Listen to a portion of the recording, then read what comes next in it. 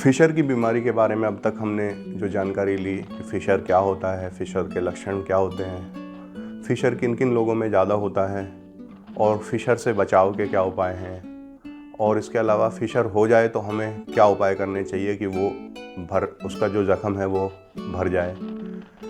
आज हम चर्चा करेंगे कि अगर फिशर जो हमारे घरेलू उपाय हैं या फिर दवाइयाँ हैं उससे अगर ठीक नहीं हो रहा तो फिर जो है उसका क्या उपाय हो सकता है। तो अगर फिशर उपाय मैंने बताए थे आपने उसको इस्तेमाल करके देख लिया है, आप गर्म पानी की सिकाई भी कर रहे हैं, आप अपने खाना पीना भी आपने सुधार लिया है, और आपको जात्यादी तेल और नारियल तेल मैंने लगाने के लिए बताया था उसका भी आप इस्तेमाल कर रहे हैं, लेकिन तब भी आपको आराम नहीं मिल पा रहा है, तो ऐसे में आपको जो है विशेषज्ञ गुदा रोग क्षारसूत्र आयुर्वेद विशेषज्ञ के पास जाना चाहिए और चेकअप कराना चाहिए।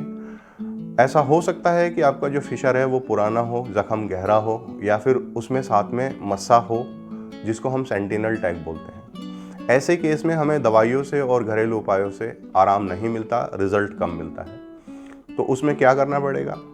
उस केस में हो सकता है उसमें आपको क्षारसूत्र चिकित्सा करनी पड़े। तो क्षारसूत्र चिकित्सा फिशर में कैसे करते हैं उसका थोड़ा बताता हूँ। जो आपका मस्सा है और उसके नीचे फिशर है, ज़्यादातर क्षारसूत्र की चिकित्सा की ज़रूरत तब पड़ती है जब वो मस्सा बड़ा हो और जो फिशर का जो जख्म है वहाँ पे जो हीलिंग होती है, उसको जख्म को भरने की जो नेचुरल प्रक्रिया है उसकी वजह से हार्डनेस आ गई हो, हार्ड टिश्यू बन गया हो।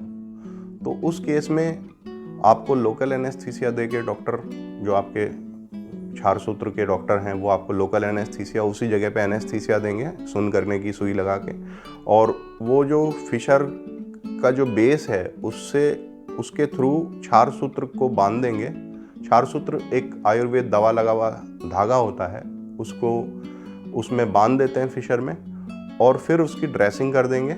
उसका जो हार्ड टिश्यू है उसको पूरा अच्छे से साफ़ कर देंगे, उसकी ड्रेसिंग कर देंगे, और फिर आपको कुछ दवाइयाँ दे के आपको फिर से बुलाएंगे।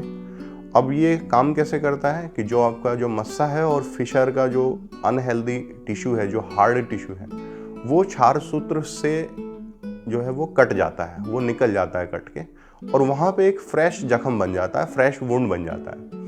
वो फ्रेश वुंड जो है धीरे धीरे जो हमारी दवाइयाँ हैं और आप सिकाई करते हैं, डाइट मैनेजमेंट करते हैं, उससे धीरे धीरे लगभग 2 से 3 हफ्ते में वो पूरी तरह भर जाता है। तो ये फिशर का एक स्थायी इलाज है, क्षारसूत्र चिकित्सा।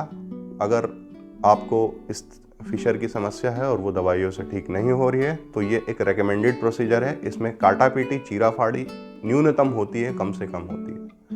तो मुझे उम्मीद है कि मेरी दी हुई जानकारी आपको पसंद आई होगी, और अब फिशर का हमारा ये टॉपिक इसी के साथ समाप्त होता है, और अगले उसमें वीडियो में हम चर्चा करेंगे पाइल्स के बारे में, पाइल्स की बीमारी के बारे में, कि पाइल्स के लक्षण क्या हैं, कारण क्या हैं, उससे बचाव के उपाय क्या हैं, और उसका ट्रीटमेंट के ऑप्शंस हमारे पास आयुर्वेद में क्या क्या है। और जल्द ही मैं आपसे मिलता हूँ, तब तक के लिए नमस्कार, धन्यवाद।